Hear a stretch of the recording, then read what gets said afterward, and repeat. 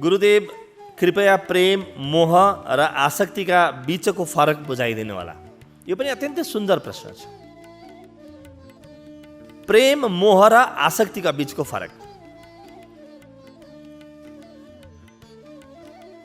अघिल्लो प्रश्नमा आएको थियो कि प्रेम हरेक व्यक्तिभित्रको हृदयको उद्गार हो। जन्मिँदै हामीले लिएर आएका हुन्छौँ। एक मात्र पुँजी यो प्रेम। त्यही प्रेमको पुँजी खर्च गरेर हामीले विद्या आर्जन गर्छौँ। विद्यासँग प्रेम परेको न हो। त्यही प्रेमको पुँजी खर्च गरेर परिवार बनाउँछौँ। परिवारसँग प्रेम परेको न हो। त्यही प्रेमको पुँजी प्रयोग गरेर हामी धन कमाउँछौँ। धनसँग प्रेम परेको न हो। त्यही प्रेमको पुँजी खर्च गरेर हामी कर्म गर्छौँ। कर्मसँग, कामसँग प्रेम परेको न हो। यहाँ त प्रेम बाहेक त अरू केही पनि छैन।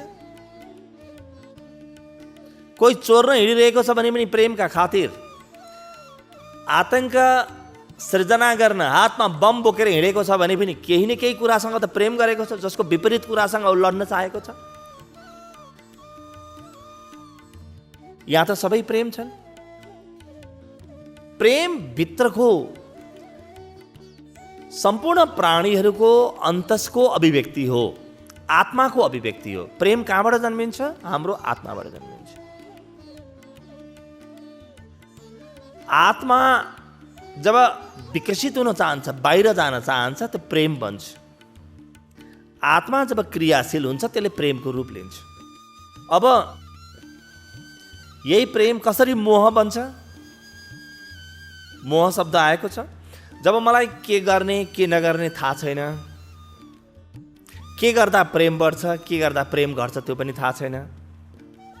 न म आफ्नो विषयमा सोच्छु, न जीवन जगतको विषयमा सोच्छु। मलाई सबै कुरो अन्धकार मात्रै छ, भ्रम मात्रै छ भने त्यो अन्धकार, भ्रम, त्यो कुहिरोको अवस्था जहाँ मैले ठिक बेठिक पनि छुटाउन सक्दिनँ, के गर्ने के नगर्ने पनि छुटाउन सक्दिनँ, यो अवस्थालाई मोह भनिन्छ।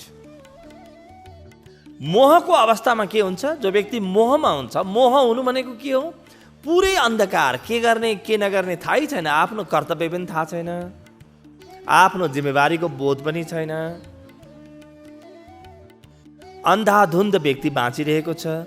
मोहमा व्यक्ति अत्यन्तै डराउँछ, किनभने सबै कुरो अन्धकार छ नि त। जीवन अन्धकार भएपछि त डर लाग्छ नि।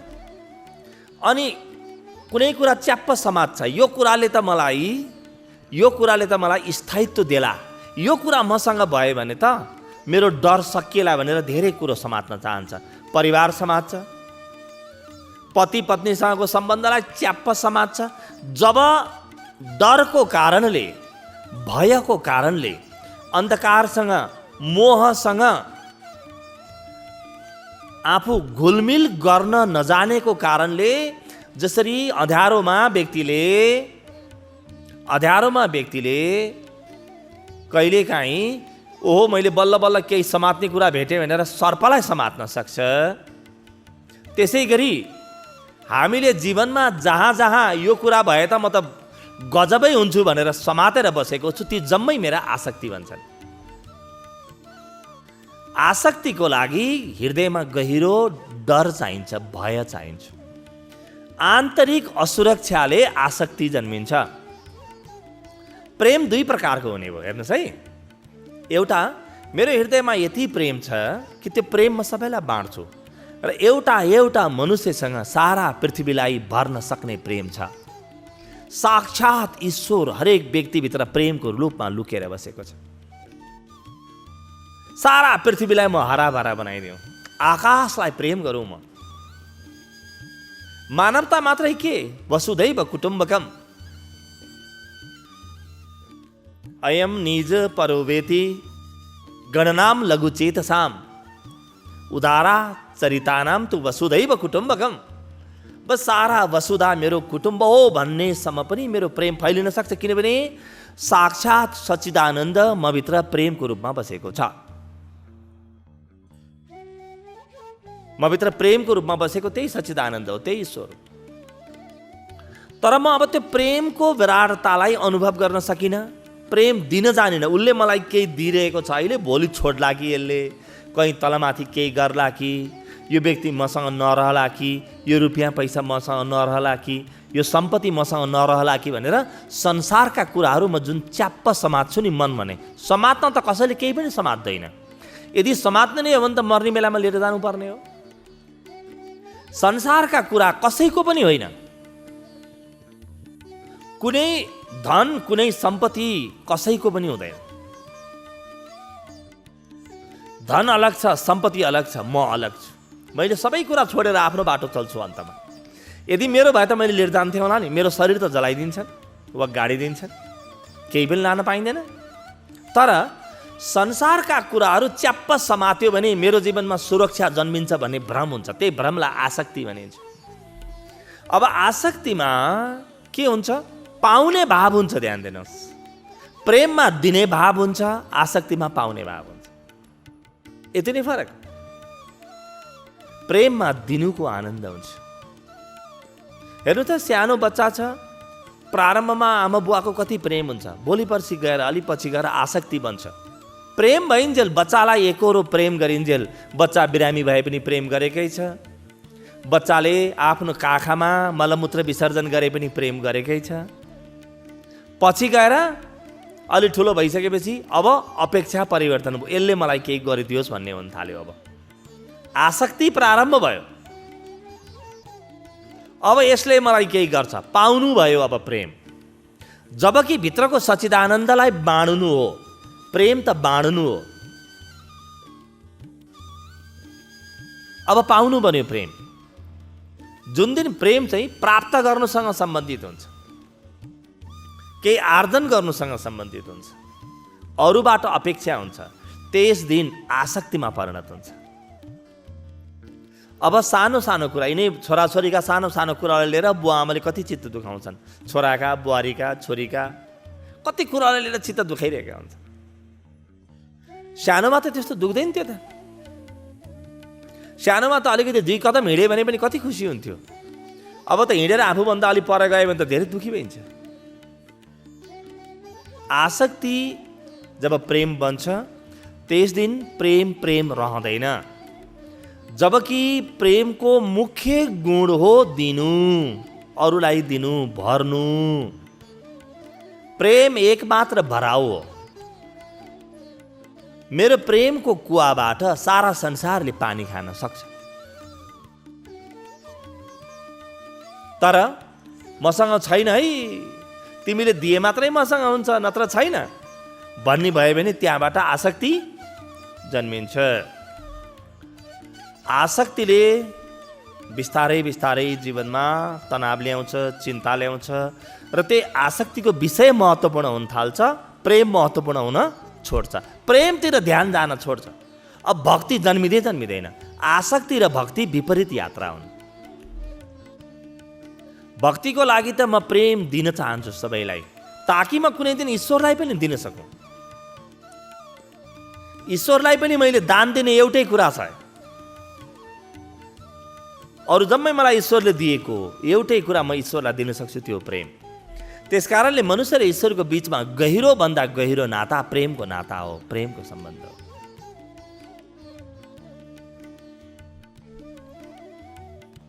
यो प्रेमलाई मैले आसक्ति बन्न नदिउँ। कहीँ आसक्ति छ सजगौँ। थोरै दिने आसक्ति छ, त्यसले केही बिगार्दैन। तर जहाँ जहाँ आसक्ति धेरै हुन थाल्यो, त्यहाँ त्यहाँ आसक्तिको विषयमा ध्यान जान्छ। यसले कसरी खान्छ, कसरी पिउँछ, कसरी उठ्छ, मलाई ख्याल गर्छ कि गर्दैन, यो सम्पत्ति मेरो हातबाट बाहिर जाला कि। अब सुरुमा मैले प्रेम दिएको थिएँ, अब सम्पत्तिको द्वारपाल हुन थाल्छु म। कुन दिन द्वारपाल हुन्छु? जुन दिन सम्पत्तिप्रति आसक्ति जन्मिन्छ। सुरुमा त आर्जन गर्नुको मजा थियो। हेर्नुहोस् त, जब मान्छेले काम प्रारम्भ गरिरहेको हुन्छ जीवनका प्रारम्भिक दिनहरूमा, त्यस दिन सम्पत्तिको आनन्द लिन्छ। अलि दिनपछि त सम्पत्तिको द्वारपालै हुने हो। कसले सम्पत्तिको आनन्द लिन्छ?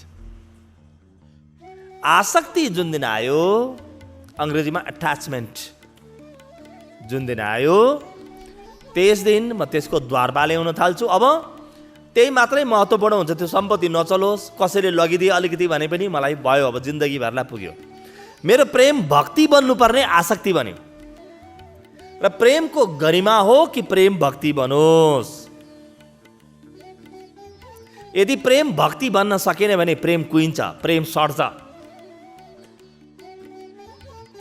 म भित्रको तनाव के हो, मेरा जीवनका दुःख के हुन्? प्रेम सड्यो भने दुःख बन्छ, भित्र सड्छ के, गनाउँछ भित्र प्रेम। आसक्ति बनेपछि कहीँ प्रभावित हुनै सक्दैन। आसक्तिको विषय त सानो हुन्छ नि, एउटा विषय हुन्छ नि।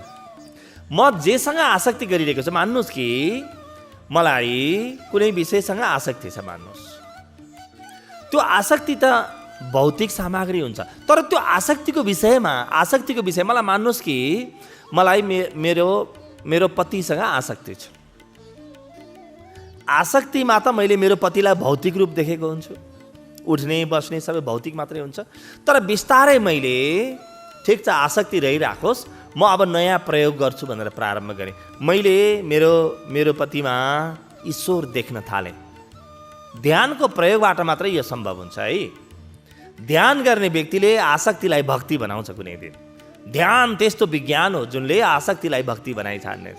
अब बिस्तारै मैले देखेँ कि ओहो, यो त देख्दा मात्रै मेरो पति, रूप मात्रै यस्तो, भित्र त साक्षात चिन्मय रहेछन्। हरेक व्यक्ति चिन्मय रहेछ, प्रकाशित रहेछन्, भित्र त प्रकाश छ, सबै परम प्रकाश छ।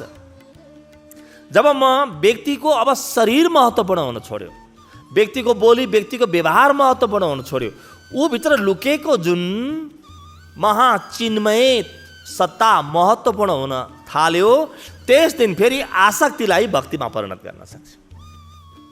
र बुद्धिमान व्यक्ति त्यो हो जसले आसक्तिलाई भक्तिमा परिणत गरी छाड्छ। कहाँ कहाँ आसक्ति छ हेरौँ, त्यो आसक्तिलाई भक्तिमा परिणत गरौँ। बुद्धिहीन व्यक्ति त्यो हो जसले प्रेमलाई अत्यन्तै धेरै आसक्ति बन्न दिन्छ। आसक्तिमा त भौतिकतासँग, मृण्मयसँग मात्रै सम्बन्ध हुन्छ, भक्तिमा मात्रै चिन्मयसँग सम्बन्ध स्थापित हुन थाल्छ। त्यसकारणले प्रेम, मोह र आसक्तिको बिचमा सम्बन्ध कस्तो बन्यो? त्यही प्रेम। मोह भयो भने आसक्ति बन्छ, मोह छ भने मोह छैन। ध्यानको ऊर्जाले, ध्यानको प्रकाशले म प्रकाशित छु, मेरो जीवनमा मोह जन्मिँदैन। अब मोह जन्मेन भने प्रेम त उति नै हुन्छ, तर त्यो प्रेम भक्ति बन्न थाल्छ। आसक्ति बन्ने प्रेमलाई पनि ध्यानले भक्ति बनाइदिन्छ।